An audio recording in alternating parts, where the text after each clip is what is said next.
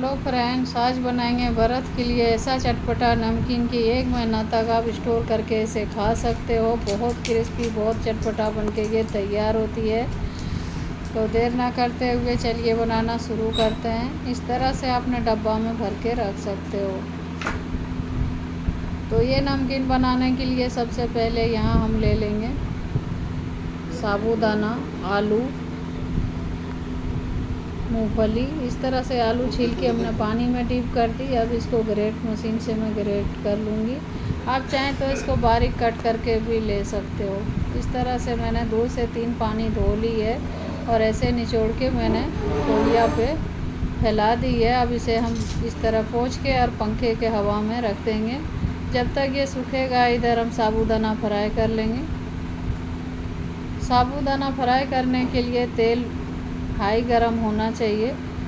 अच्छे तरह से तेल गरम होगा तभी ये पॉपकॉर्न की तरह फूल के तैयार होगा। ये देखिए, फ्राई होते ये ऊपर आ गया। इस तरह से अब हम निकाल लेते हैं इसे एक थाली में।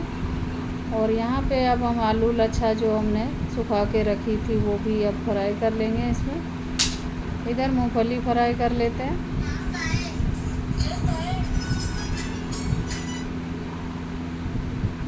मूंगफली क्रिस्पी होने तक इसे फ्राई करना है।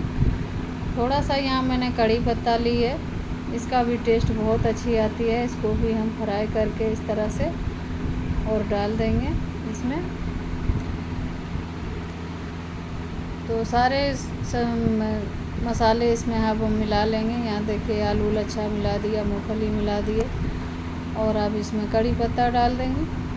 थोड़ा सा स्वाद अनुसार इसमें सेंधा नमक डालेंगे, काली मिर्च पाउडर डाल देंगे और बस नमकीन हमारा तैयार है। आप चाहें तो ड्राई फ्रूट भी आप डाल सकते हो, पर मैंने इसी तरह से बनाई है। बहुत क्रिस्पी और टेस्टी बनी थी।